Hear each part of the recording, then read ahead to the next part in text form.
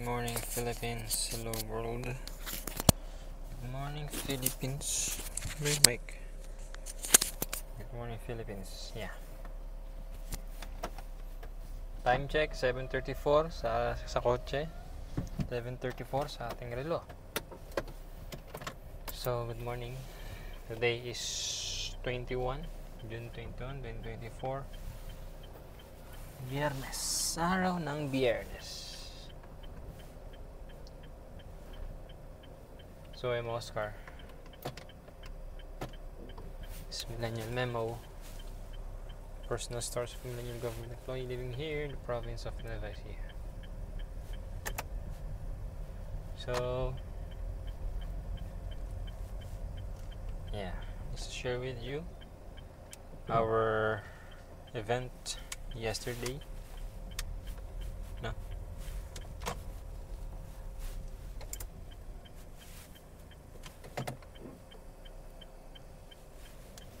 So, kahapon, last day of training ng Microsoft Productivity Tools.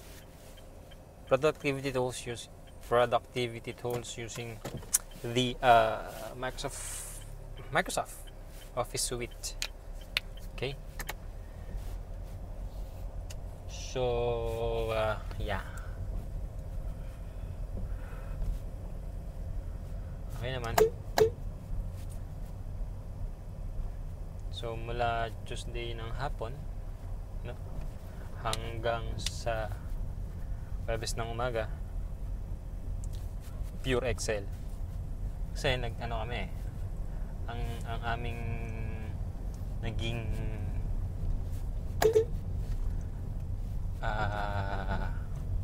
participants ay mga treasurers. So hopefully nag-grasp nila idea, nag-grasp nila yung basic arithmetic, basic logic, basic codes, basic formats, basic signages, diba? Mga ganong bagay ba. So kahapon kasi using AI, yung mga kinasample questions sa Excel, nagagamitan ng mga formula, ganyan, functions and formulas, no?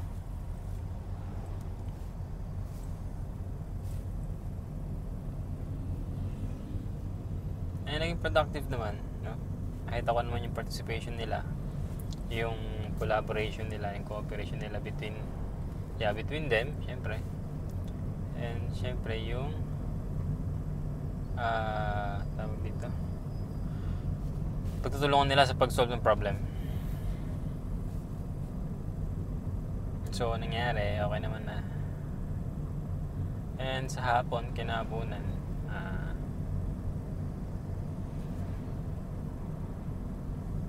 dumating ang aming kagalang-galang na Honorable City Mayor and helped us and provided pala a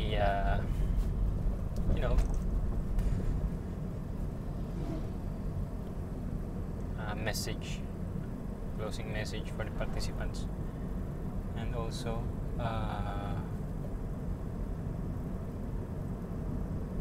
nakatuwang din namin siya, nakasama namin siya sa pagbibigay ng awards, certificate of participation sa ating mga treasures. So, yun, ang nag-activity namin kahapon.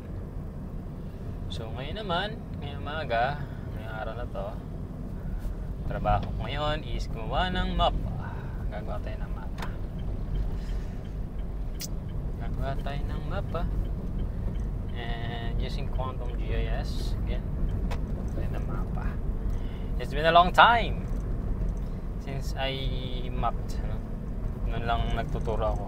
Pero ngayon, by the request of my ninong and ninang, Sir Bong Hilado, the CDRMO of the LGU,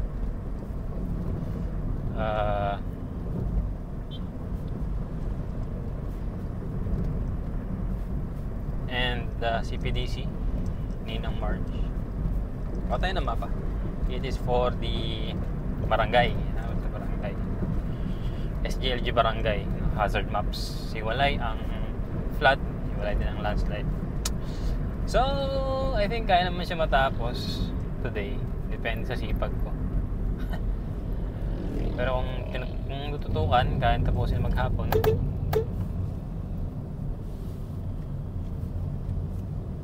Pero pag tinamad, abot ng isang buwan. Pero try kong gawin yun, mga 4 hours, tutukan ko siya. May data naman tayo. CBMS.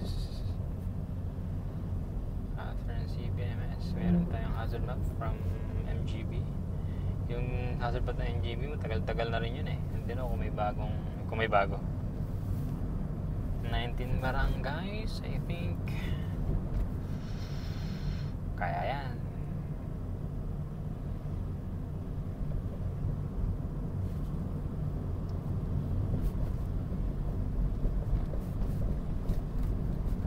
Hazard map lang naman eh. Hindi naman kailangan yung detailed map eh. Kung kailangan ng detailed map, matagal. Ano bang sinabing detailed map? Kasi meron akong CBMS, meron akong hazard map. Kung pag sinabi mong detail, kukunin mo yung area of EOR, area of responsive, area of, hindi ka naman tawag sa disaster. Area of responsibility ba tawag doon? Yung area na nasasakupan ng flood, area na nasasakupan ng landslide, and the constituents na possible victims of calamity. Ika-cross mo siyang ganyan eh. Cross, kaya ganun. Susugpongin mo siya eh. Then pag napagsugpong mo na siya,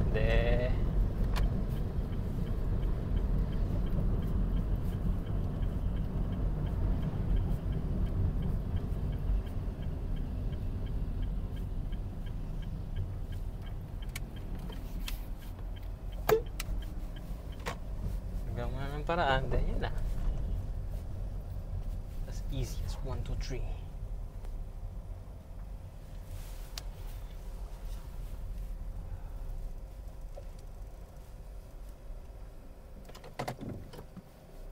Pa ba?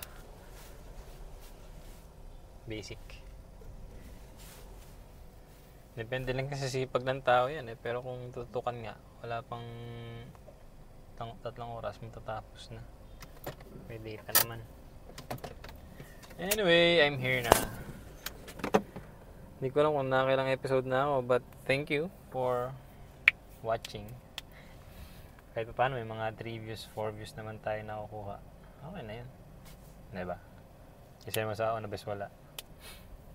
Pag sinabi mong 1, automatic meron yan 1. Ako. Pero pagka naging 3, 4, 5, yan. Meron na akong tutuwa na ako kasi merong manunood. So, digitalization related. Meron kami assignment sa HRIS. Yung encoding of employees sa ating HRIS. Kasi may nare-register ng biometrics pero wala pang pangalan. No?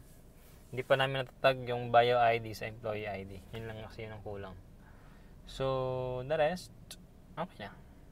May mga minor upgrade, minor request, minor features na gusto nila idagdag. Ano naman, workable naman siya.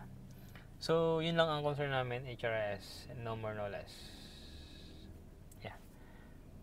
Thank you very much for watching. See you again tomorrow. I'm Oscar, this is Millennial Memo. 7:43, 9 minutes of video.